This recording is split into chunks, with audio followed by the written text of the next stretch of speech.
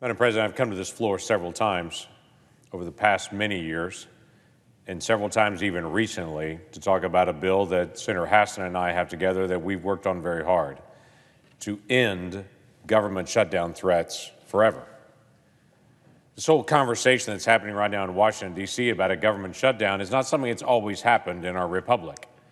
This conversation of a government shutdown has only really been since the mid-1980s to the present. Before that, there were no government shutdowns. Even when appropriations lapsed, and we had multiple times that appropriations lapsed in the past, we didn't have government shutdowns at that time. But it wasn't until there was actually an executive opinion back in the 70s that it created this moment to say, no, we're going to end up having a government shutdown if appropriations lapse. Well, we're in this moment again. This is a distinctly modern issue in American history that we need to bring to a close of this chapter. There's a way to do it.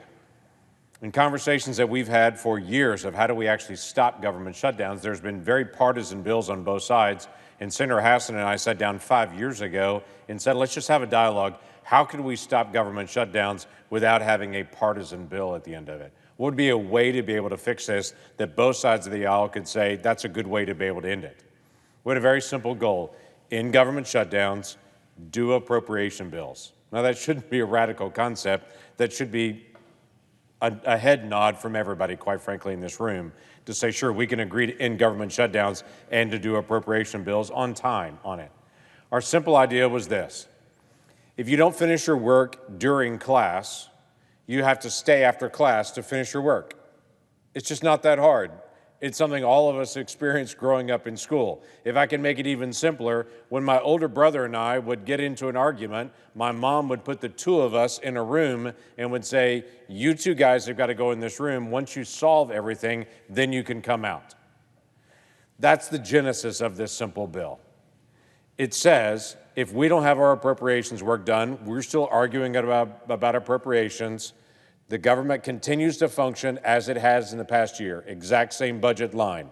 Everything continues as normal. The American people are held harmless, federal workers, federal contractors, all of them still continue as they have. But we experience the shutdown here in Washington, D.C., not the rest of the country.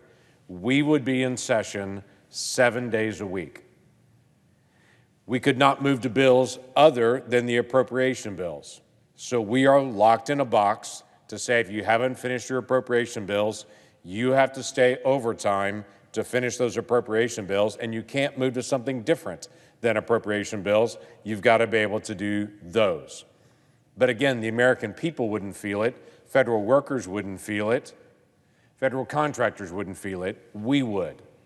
If we didn't get our work done, why are the Border Patrol agents along the border, why are they being punished for us not getting our work done?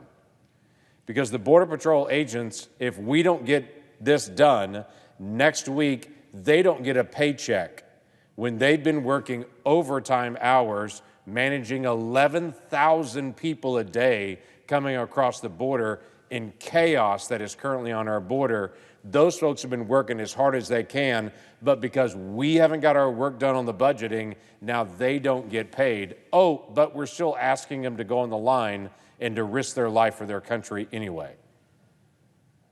That doesn't make sense to me. So our simple bill is, if the problem is up here, then the problem should remain up here, and we should get this resolved, but not actually put the consequences on those folks that are serving us all around the nation.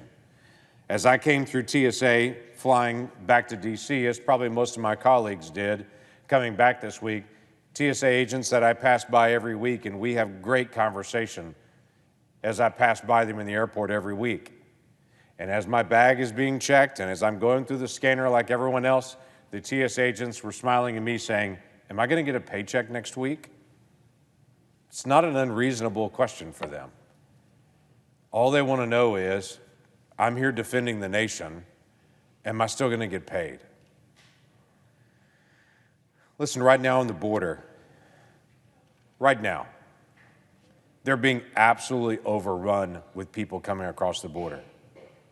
Big numbers, huge, overwhelming numbers, used to be 1,000 people a day. That was an overwhelming number. Yesterday, there were 11,000 people that crossed our southern border. They were literally just checked in as much as could be done to be able to manage them and to be able to put them through. But if we have shutdown, they're going to lose some of their support help. And we're going to have even more people just come across the border. Here's what's happening. Beginning of any time that the Border Patrol actually come in, check in, they're trying to manage the number of people coming between the borders.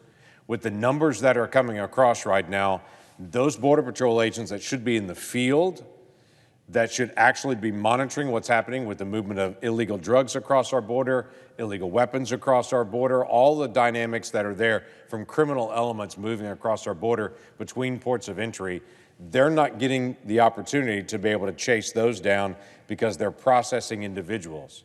The vast majority of our Border Patrol agents, by the end of their time each day, are in the station, not on the line. That only gets worse when we have a shutdown and they lose part of their help.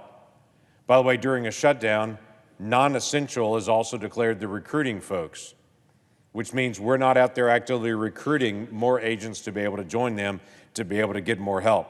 And there's more and more administrative duties being done by Border Patrol that we desperately need on the line. And we are grateful for them on the line. Last week, I got notification that rail traffic had stopped in Eagle Pass, Texas.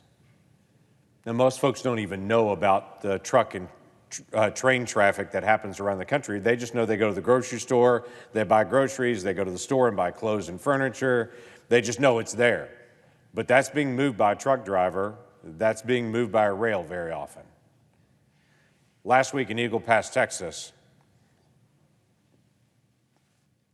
DHS shut down all rail traffic there because 1,000 migrants were riding the Mexican rail coming up through Mexico. They had climbed onto freight trains and they were riding it all the way to the north. 1,000. But the response from DHS was just to shut the station down entirely. Then they took the CBP folks that were at that station that normally handle legal traffic coming north and south in and out of Mexico into the United States and out of the United States to Mexico. They took those CBP agents and they moved them over to driving migrants to different stations for their processing. And so it started out with there was a lot of folks riding the rails to be able to come to the United States, and it ended up being we have so many people here that they literally shut it down. What was the effect of that? We had American train traffic going south into Mexico that was backed up from Eagle Pass all the way to Nebraska before it was said and done. I was on the phone with Secretary Mayorkas saying we have to get that station back open again. Do we have people illegally crossing the border, riding the rails? And his answer was no. But those agents were needed to be able to move migrants that were illegally crossing in other areas. The migration that's happening right now is not only affecting our national security because of the 11,000 people a day that are crossing our border. Those individuals, by and large, are not being checked. They're not being vetted.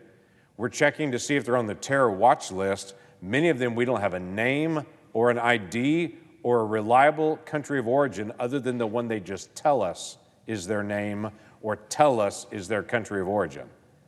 We have no idea.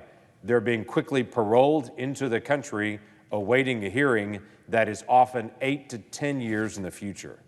8 to 10 years before they even get the hearing to determine if they're even eligible to be able to ask for asylum. This is insanity. But it doesn't get better if Border Patrol loses all of its help during a government shutdown. It gets worse. So we've got to be able to do a couple things at once. We have to deal with the real fiscal problems that we have. We have over $2 trillion in overspending this year. That's a real issue we should have grown-up conversations about on this floor. We have to deal with the immigration crisis and call it what it is.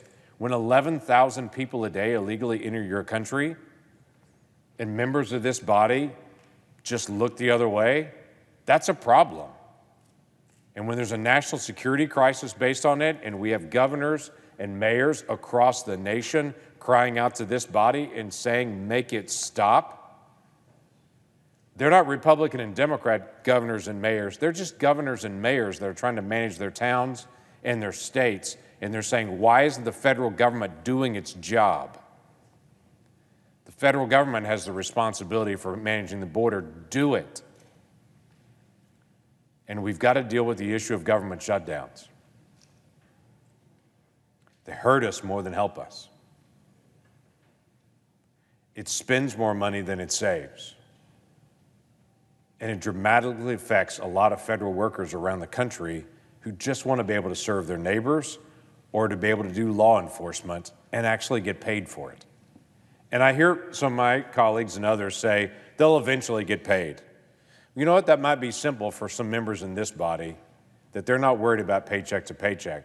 But there are an awful lot of folks that live paycheck to paycheck that just missing a couple of paychecks is a really big deal. And all those federal contractors, they don't get back pay. They just don't get paid at all. So we can't just say they'll all get paid later. They won't. Federal workers will eventually get back pay, but federal contractors never do.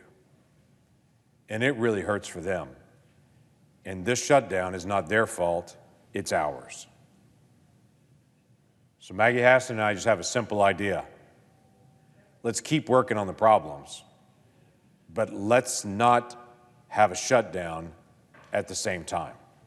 Let's actually work out our problems in here and not hurt people all over the country who have no way of affecting what our debate is here. They're just trying to serve their neighbors. That's what I'm looking for. With that, I yield the floor.